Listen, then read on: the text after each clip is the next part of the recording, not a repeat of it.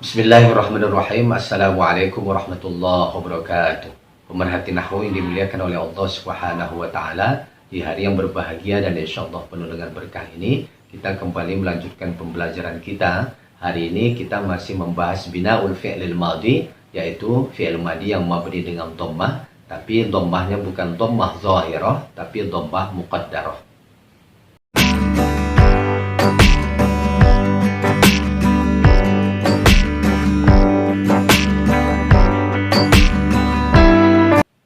Al-kuffaru ra'aul azaba fil akhirati. Orang-orang kafir mereka melihat azab di akhirat. Pembahasan ini masih dalam materi bina'ul fi'lil madhi, yaitu fi'il madhi yang mabni dengan dhammah.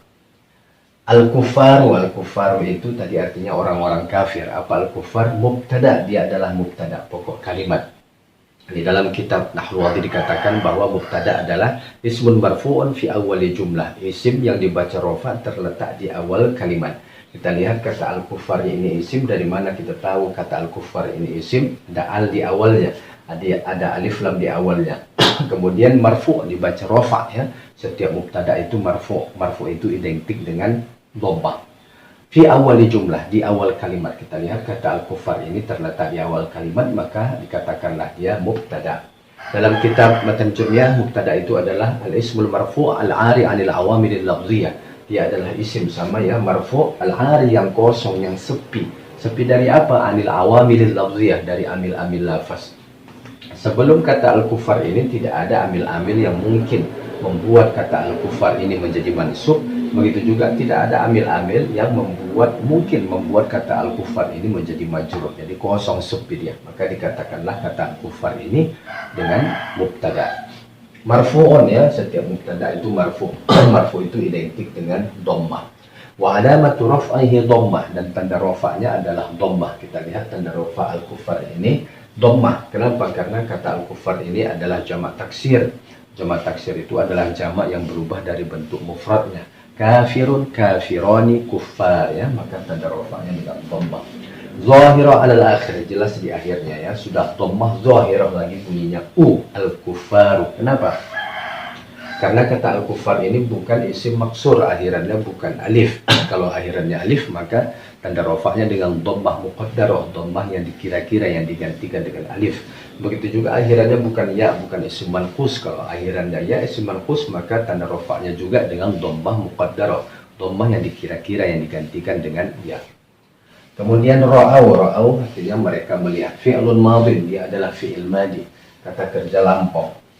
Dalam kitab Nahwu Wadih dikatakan bahwa fi'il madhi adalah kullu fi'lin yadullu ala husuli amalin fi zamanil madhi. Setiap kata kerja yang menunjukkan terjadinya suatu perbuatan pada waktu lampau. Mabniun ala dhammi, dia mabni dengan dhammah. Tapi mabni dengan dhammah ini bukan dhammah zahirah, ya, tapi muqaddar, ya, yang dikira-kira, yang digantikan. Ala harfin mahzufin, dengan huruf yang dibuang. Apa huruf yang dibuang itu? Wa huwal alif, ya. Kita lihat di sini, ra'au asalnya adalah, kita lihat fi'il madhi, ro'a akhirannya adalah alif. Alif itu berharokat sukun. Bertemu dengan wawu jamaah, wawu jamaah juga berharokat sukun. Ada dua huruf illah. Huruf illah itu alif, waw atau ya. Dua huruf illah, kemudian keduanya berharokat sukun, maka dibuanglah salah satu. Apa yang dibuang? Dibuanglah huruf illahnya.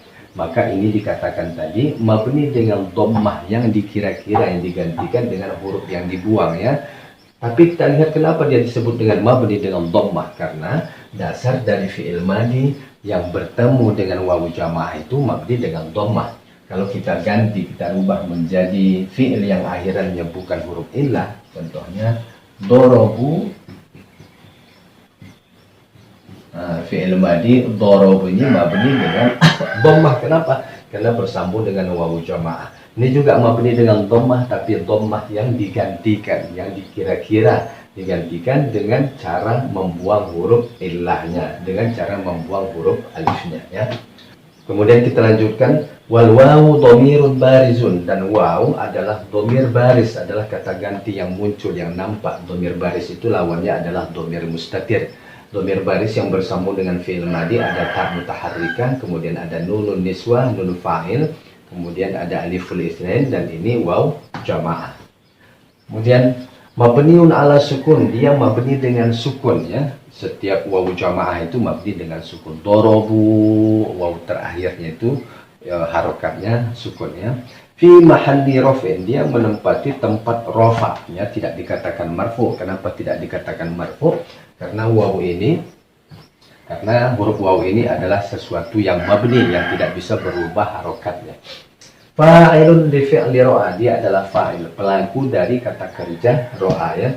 Fa'il itu ismun marfu'un taqaddamahu fi'lun wa dalla 'ala alladhi fa'ala al-fi'la. Itu dalam kaidah nahwi bahwa fa'il adalah isim ya. Waw ini isim. Isim apa ini? Dia isim dhamir. Marfu'un, setiap fa'il marfu' ya, tapi karena waw ini adalah kata yang mabni, tidak dikatakan marfu', tapi fi mahalli raf'in, dia menempati tempat rafa'. Taqaddamahu fi'lun, yang didahului oleh fi'il, lebih dulu ditulis fi'ilnya ya, kata ro'anya duluan ditulis.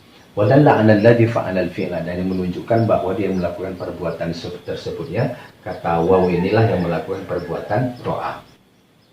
Fa'ilun li fi'li ro'a wa dhammul wawi, dan waw yang didommahkan. Nah, kita lihat di sini huruf waw ini didommah, tidak sukun lagi. Kenapa didommahkan? Li takhfifin nutqi, untuk memudahkan pengucapan.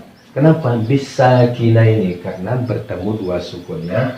Waw ini sebenarnya awalnya sukun, bertemu dengan hamzatul wasal ya.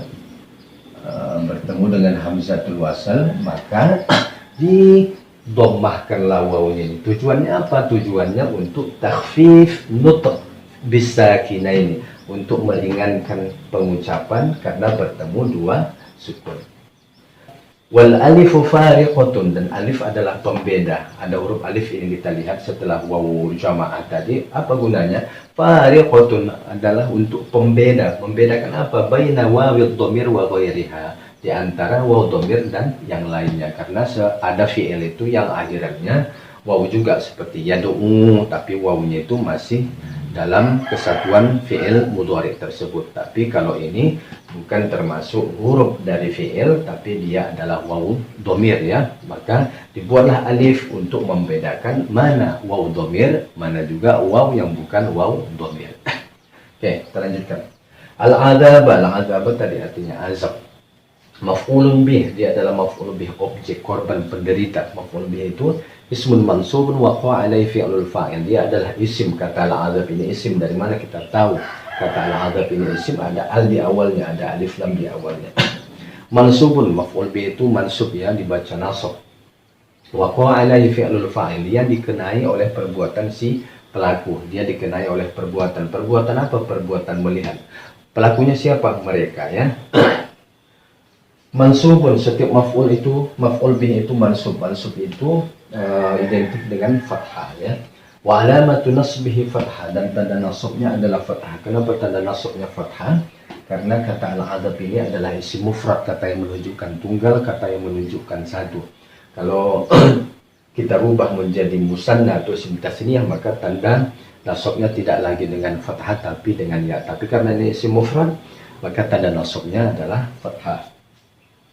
Zahiru ala al-akhir, jelas di akhirnya. Kita lihat kata al-'adzab ini jelas bunyinya al-'adzaba ya. Kenapa? Karena akhirannya bukan alif, bukan isim maksur. Kalau isim maksur maka tanda nasabnya dengan fathah muqaddarah, fathah yang dikira-kira, yang digantikan dengan alif. Kemudian fi, apa fi itu? Harfu jar, dia adalah huruf jar, huruf yang mengkhafatkan, huruf yang menjadikan kata sesudahnya menjadi majrur.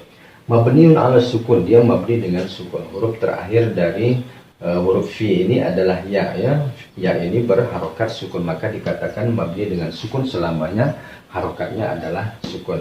Apalagi selain fi huruf jar itu ada min, ila, an, ala, kemudian ini fi, kemudian rubba, ba, kaflam, kemudian ada huruf sumpah.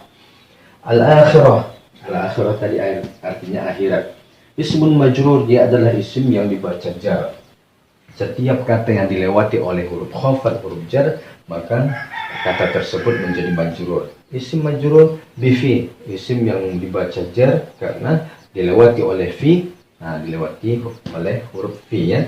Wa alamatu jarrihi kasrah, dan tanda jarnya adalah kasrah. Kenapa tanda jarnya kasrah? Karena kata al-akhirah ini adalah isim mufrad, kata yang menunjukkan tunggal, kata yang menunjukkan satu.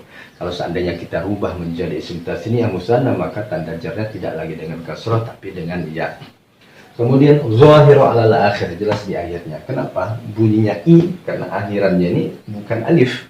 Kata al-akhirah ini akhirannya bukan alif. Kalau akhirannya alif, dia isim maksur, maka tanda jarnya dengan kasrah muqaddarah. Kasrah yang dikira-kira yang digantikan dengan alif. Begitu juga akhirannya bukan ya. Kalau akhirannya ya, isim manqus, maka tanda jarnya dengan kasrah muqaddarah juga ya. Wal jumlatul fi'liyah, dan jumlah fi'liyah itu al jumlatul lati tatarakkabu min fi'lin wa fa'il. Kalimat yang terdiri dari fi'il dan fa'il. Apa itu? Ra'au ya. Jadi jumlah fi'liyah dari kata fi'il madi ro'a itu dengan wawunya, wawu jamaahnya itu fi mahalli raf'in, dia menempati tempat rafa, tidak dikatakan marfu. Kenapa? Karena ro'a ini adalah sebuah kalimat. Dia fi mahalli raf'in, menempati tempat rafa ya. Khabarul mubtada, dia menjadi khabar dari mubtada. Kita lihat ya. Ro'a ini dari kata ro'a, kemudian wawu jamaahnya satu paket ini yang disebut dengan jumlah fi'liyah menjadi khobar daripada al-kuffar, menjadi khobar dari mubtada.